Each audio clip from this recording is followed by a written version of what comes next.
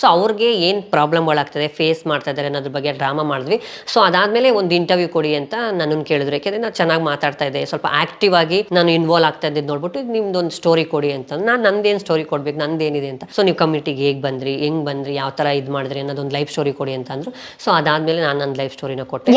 ಯಾವ FM ಗೆ? 90.4 FM ಅಲ್ಲಿ ನಾನು ಅದೊಂದನ್ನ ಕೊಟ್ಟೆ. ಸೊ ಅದಾದಮೇಲೆ ಆ ಒಂದು ಪ್ರೋಗ್ರಾಮ್ಸ್ನ ಟೆಲಿಕಾಸ್ಟ್ ಮಾಡಿದ್ದಾರೆ. ಸೊ ಟೆಲಿಕಾಸ್ಟ್ ಮಾಡಿದ್ಮೇಲೆ ನಾನು ಮಾತಾಡೋದೆಲ್ಲ ನೋಡ್ಬಿಟ್ಟು ತುಂಬ ಚೆನ್ನಾಗಿ ಆಕ್ಟಿವ್ ಆಗಿ ಮಾತಾಡಿದ್ದಾರೆ, ಯಾವುದೇ ಭಯ ಇಲ್ಲದೆ ಒಂದು ಇದಿಲ್ಲದೆ. ಸೊ ಯಾಕೆ ನಾವು ಇವ್ರನ್ನ ಒಂದು ನಮ್ಮ ರೇಡಿಯೋಗೆ ಆರ್ಜೆ ಆಗಿ ತಗೋಬಾರ್ದು ಅಂತೇಳಿ ಆ ಟೀಮ್ ಅವರೆಲ್ಲ ಕೂತ್ಕೊಂಡು ಡಿಸೈಡ್ ಮಾಡಿ. ಯಾಕೆಂದರೆ ಹೆಚ್ಚಿನದಾಗಿ ಸಮುದಾಯದ ಇಶ್ಯೂಸ್ಗಳನ್ನ ಸಮುದಾಯದವರಿಂದನೇ ತಿಳ್ಕೊಂಡ್ರೆ ಬೆಟರ್. ಕಾಮನ್ ಪೀಪಲ್ನ ಹೋಗಿ ನಾವು ತಗೊಂಡು ಅವ್ರ ಕಡೆಯಿಂದ ಮಾಡೋದು ಅದು ಅಷ್ಟು ಮಟ್ಟಿಗೆ ರೀಚ್ ಆಗಲ್ಲ, ಮತ್ತೆ ಅಷ್ಟು ಓಪನ್ ಅಪ್ ಆಗಲ್ಲ. ಸೊ ಹಾಗಾಗಿ ಏನು ಮಾಡಿದ್ರು, ಯಾಕೆ ಈ ಥರ ಸಮುದಾಯದವ್ರಿಗೆ ನಾವು ಒಂದು ಅವಕಾಶನ ಕೊಡಬಾರ್ದು, ಈ ಒಂದು ಕಮ್ಯುನಿಟಿ ವಿಷಯಗಳನ್ನ ಥ್ರೂ ರೇಡಿಯೋ ಮುಖಾಂತರ ಅದರಲ್ಲೂ ಕಾರ್ಯಕ್ರಮ ಮುಖಾಂತರ ಜನಗಳಿಗೆ ತಿಳಿಸುವಂಥದ್ದನ್ನ ನಾವು ಯಾಕೆ ಮಾಡಬಾರ್ದು ಅಂತೇಳಿ ಅವ್ರು ನಮ್ಮ ಸಂಸ್ಥೆಗೆ ಒಂದು ಮೇಲನ್ನು ಕಳಿಸಿದ್ರು. ಅಲ್ಲಿಂದ ಮತ್ತೆ ಹೊಸ ಜೀವನ ಆರ್ಜೆ ಪ್ರಿಯಾಂಕಾ.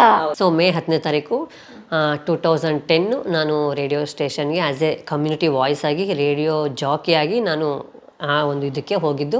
ಹೇಗೆ ನಿಮ್ಮ ಇಂಟ್ರೋ ಹೇಗಿರುತ್ತೆ ನಿಮ್ಮ ರೇಡಿಯೋದಲ್ಲಿ ಸ್ಟಾರ್ಟಿಂಗ್? ಹೇಗಿರುತ್ತೆ ಅಂತಂದರೆ, ಇವಾಗ ಸ್ಟಾರ್ಟಿಂಗು ನಾವು ನನ್ನ ಪ್ರೋಗ್ರಾಮೇ ಕಮ್ಯುನಿಟಿ ಅವ್ರದ್ದೇ ತಿಳಿಸ್ಬೇಕಾಗಿತ್ತು. ಅದಕ್ಕಿಂತ ಮುಂಚೆ ಈಗ ಆರ್ಜೆಗಳದ್ದೇ ಅದರದ್ದೇ ಒಂದು ಟಾಕ್ ಥರ ಇರುತ್ತೆ. ಸೊ ಅದನ್ನು ಹೇಗೆ ಏನು ಎತ್ತ ಅಂತ ಬೇರೆ ಬೇರೆಯವ್ರು ಮಾಡಿರೋದೆಲ್ಲ ಕೇಳಿಸ್ಕೊಂಡೆ ಒಂದು ಸತಿ ನಾನು. ಸೊ ಯಾವ ಥರ ಅವರು ಅನೌನ್ಸ್ಮೆಂಟ್ ಮಾಡ್ತಾರೆ, ಯಾವ ಥರ ಸೈನ್ ಔಟ್ ಕೊಡ್ತಾರೆ, ಹೆಂಗೆ ಏನು ಎತ್ತಂತ ಕೇಳಿಸ್ಕೊಂಡೆ. ಸೊ ಅವರು ಅವರದೇ ಆದಂಥ ಸ್ಟೈಲಲ್ಲಿ ಅವ್ರದ್ದೇ ಆದಂಥ ರೀತಿಯಲ್ಲಿ ಅವರು ಕೊಡೋಕ್ಕೆ ಶುರು ಮಾಡಿದ್ರು. ಸೊ ನಾನು ಇದ್ಕೊಂಡು ಏನು ಮಾಡಿದೆ, ಯಾಕೆ ನಾನು ಇವ್ರದನ್ನ ಇದು ಮಾಡಬೇಕು, ನನ್ನದೇ ಆದಂಥ ಒಂದೇನಾದರೂ ಸ್ಟೈಲ್ ಆಗಲಿ, ಒಂದೇನಾದರೂ ಒಂದು ಇದಾಗಲಿ ಶುರು ಮಾಡೋಣ ಅಂತೇಳಿ.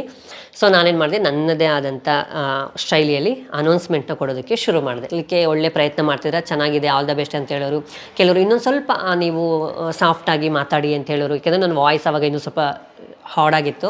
ಸೊ ಅವಾಗ ಹಂಗೆ ಹೇಳೋರು, ಸ್ವಲ್ಪ ವಾಯ್ಸ್ನ ಮಾಡ್ಯುಲೇಷನ್ ಮಾಡ್ಕೊಂಡು ಮಾಡಿದೆ, ಇನ್ನೂ ಚೆನ್ನಾಗಿ ನೀವು ಆಡಿಯನ್ಸ್ನ ರೀಚ್ ಮಾಡ್ಬೋದು, ಲಿಸ್ನರ್ಸ್ನ ಕ್ಯಾಚ್ ಮಾಡ್ಬೋದು ಅಂತ ಹೇಳಿದ್ರು.